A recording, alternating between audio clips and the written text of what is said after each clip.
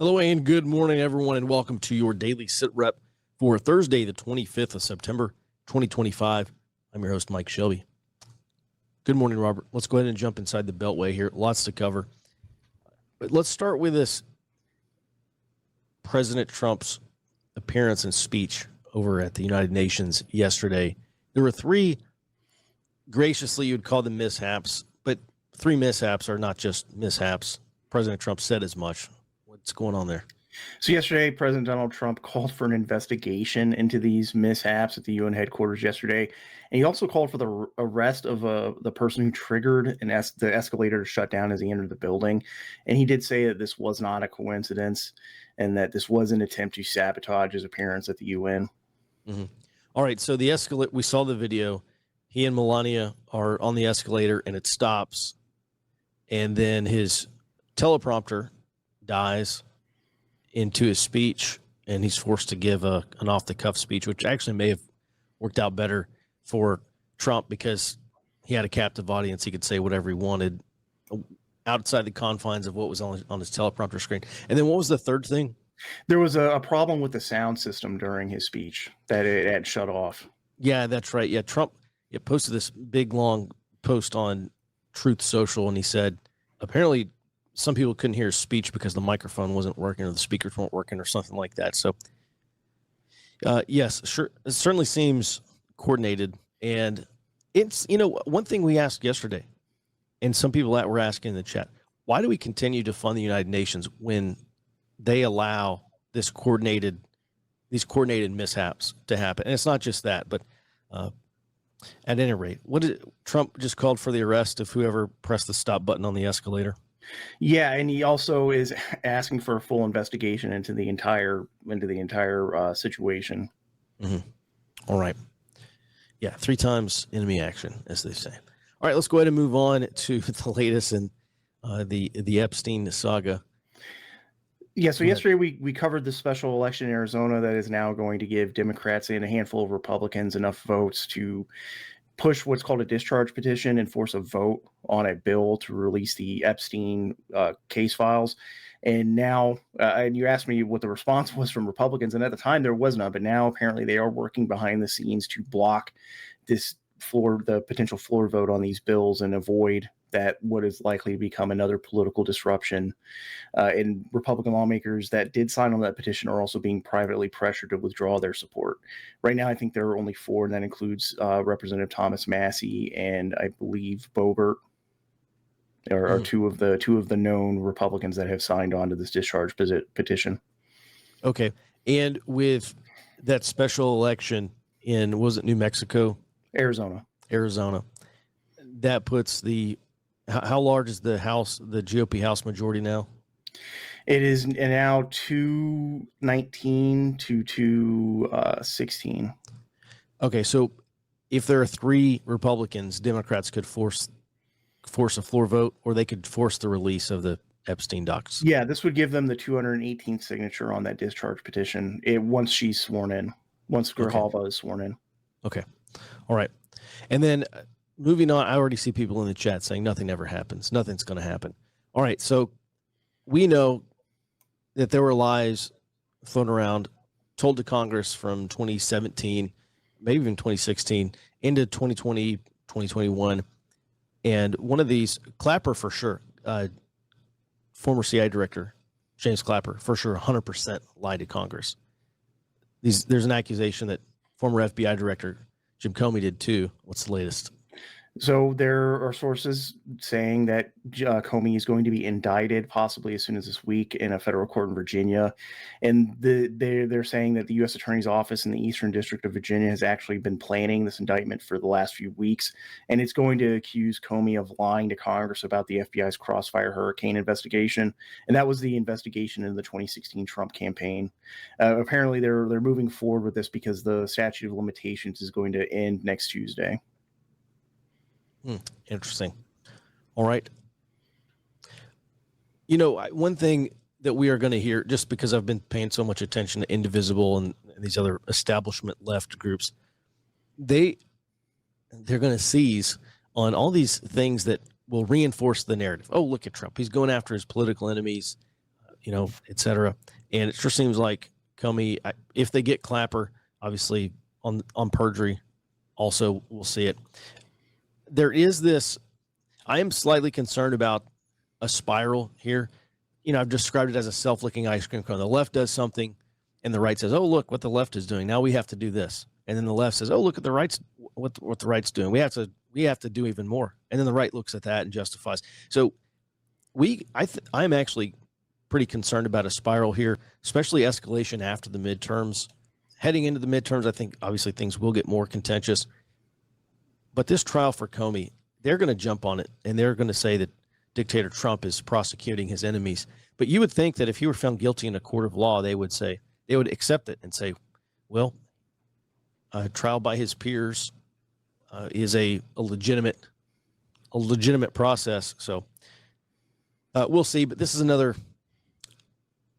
data point that's going to justify their escalation almost certainly after the midterms. All right. Thanks, Robert. Let's go ahead and move on here to an update on national power. So yesterday, Energy Secretary Chris Wright said that it will be the policy of the Trump administration to prevent more closures of these coal power plants. He said specifically because they're worried about it driving up energy prices, but also hindering their reindustrialization plans. And apparently people close to the Department of Energy said that they confirmed that they are going to continue using these emergency orders under the Federal Power Act to keep these fossil fuel power plants from closing down, retiring early, which, if I remember correctly, the latest report out of the North American Electricity Reliability Corporation in December showed that there was expectations of more than 100 gigawatts of these baseload power plants planning to close over the next 2 years. So this is how the Trump administration is apparently going to address it in the short term. Mm-hmm. Yeah, it's a good short-term fix, but this is a years-long problem. Going back to, really Biden is the Biden Department of Energy and the EPA, really the chief architects of this power crisis. And Robert, this is something you've been following for a couple of years now, so thanks for staying on top of that. All right, and then finally, let's move on to this Oklahoma man, struggling to get that out this morning. Oklahoma man who was charged for providing material support to Al-Qaeda. Yeah, this is a 25-year-old man from Tulsa, Oklahoma, and he was arrested and charged with attempting to provide material support to Al-Qaeda. Apparently, according to the release from the DOJ, apparently the FBI found out that he was discussing committing acts of violence against civilians in the U.S. to further the global jihad, and this was in a social media group starting in June 2024. Also, within this group, he was also distributing notes and U.S. military manuals on the use and manufacture of weapons, and was also providing tradecraft advice on avoiding law enforcement because apparently he had already been contacted by law enforcement by this time. And when they arrested him, he was caught trying to provide what are known as Glock switches and 3D printed pistol frames to what he thought were Al-Qaeda members. Mm-hmm. All right. The reason I laughed, because anytime now I see Oklahoma man, it's like, oh, a man from New Hampshire named Muhammad. But this guy actually was an Oklahoma man. His name's Scott Hastings. So did they say what his motivation was? Is he like an Islamic convert or whatever? I didn't see that in the release, but I assume that is what was happening, because apparently he had also been discussing the Hamas attack on Israel on October 7th, 2023, and had been he was also in the National Guard and had some type of clearance. They didn't say whether it was a secret or top secret, but he did have a clearance due to his MOS, his job, and had traveled outside of the United States without notifying his unit or anyone as he was required to.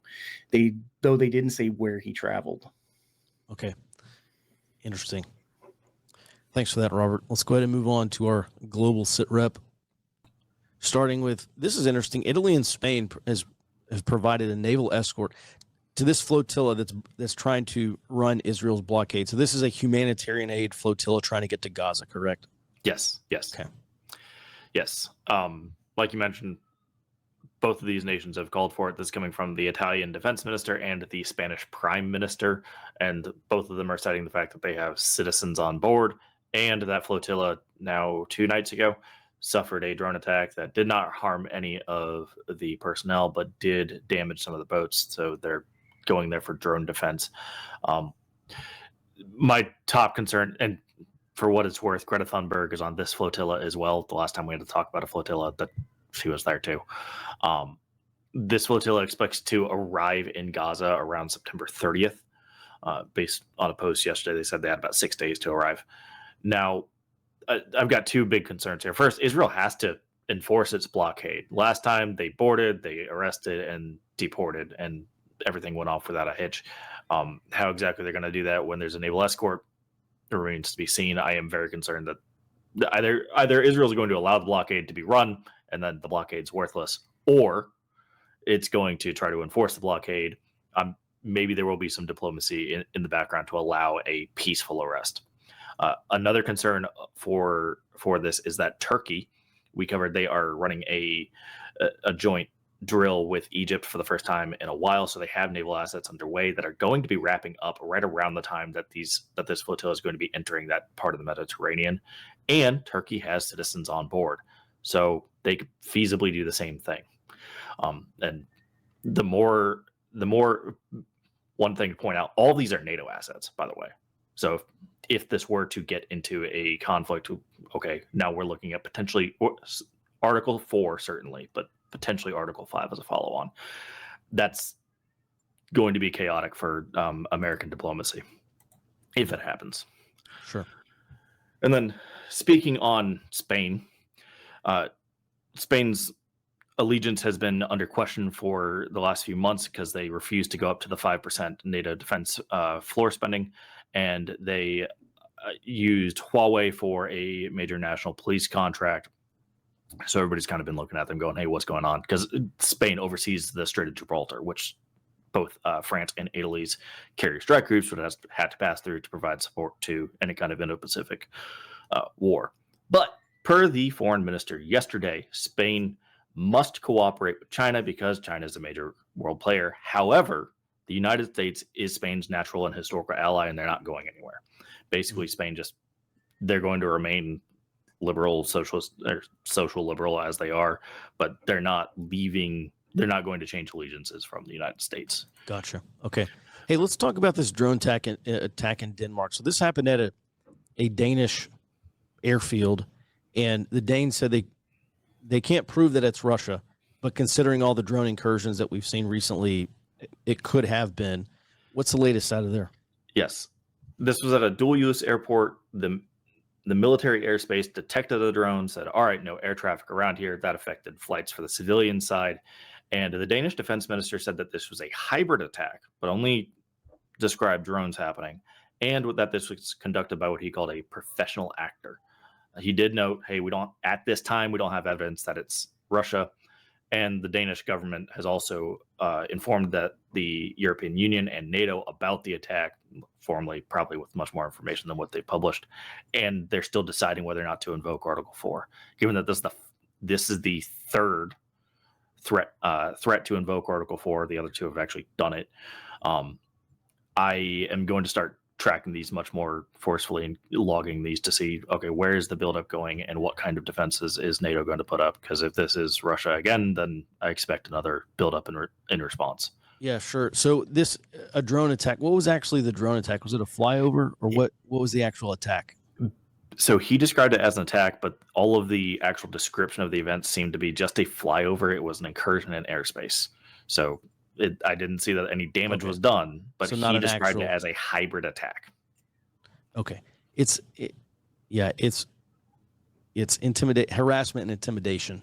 Yeah. Essentially. All right. Yeah. Thanks for that. All right. And then kind of staying in Europe still, Japan sent a pair of F-15 fighters and support aircraft to Germany, and they're going to conduct what they're calling unit-to-unit exchanges, basically just a classroom setting. But this is the first time that Japan has actually sent people over to Germany to do this, specifically the F-15 crew. Now, they don't expect to conduct any exercises. We will see. However, they have previously hosted German fighters for a similar exchange where they did conduct exercises. So this is just the latest step in NATO-Asian integration, which we've been talking about for about 2 years now.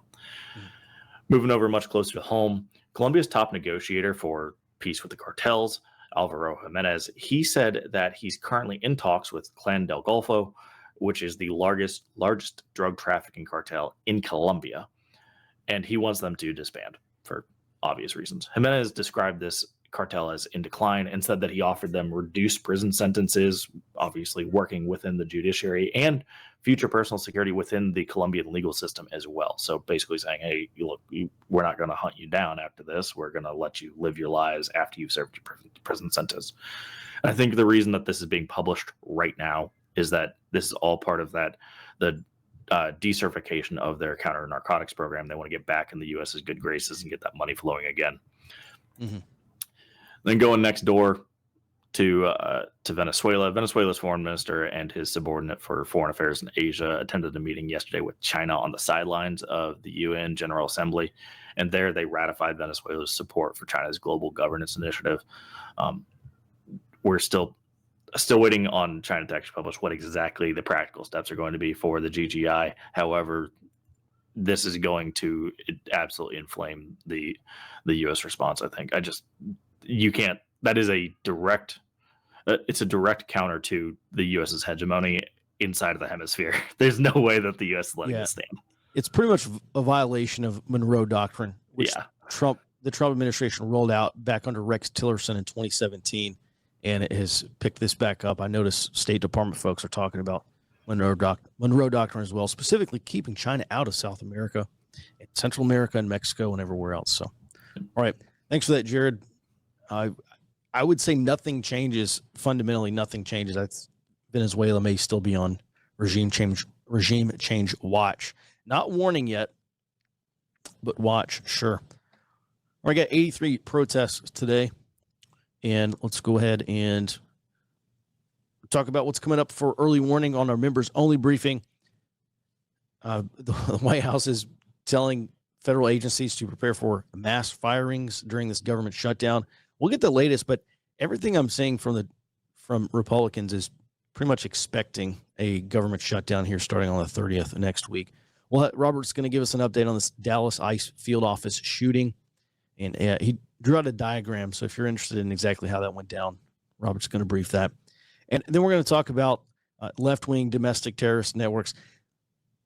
One thing that I was just reading this morning, there's a guy named his name is Casey Goonan, and he's a Antifa arsonist, right? Excuse me. He was a pro-Palestine militant who committed arson out at UC Berkeley. And I think he tried to burn down or start a fire in some Oakland federal building. And at any rate, he was arrested. This happened in June last year. He was arrested, charged. He was sentenced to 20 years in prison. And you may say, that sounds like kind of a lot for an arson. And I think it probably is. His sentence was enhanced by domestic terror charges. We are 100% going to see this. If an Antifa militant gets arrested for anything, for a violation of federal law, they're going to slap domestic terror charges on there, or try to, and get those sentences enhanced. And, this may actually have a deterrent effect on a great many of them. We'll talk a little bit more about that over on the high side. All right, guys, that's going to do it for our sit rep. We're going to move over to our members only early warning briefing. If you'd like to join us, forwardobserver.com/trial. Jared, please take us over to the high side.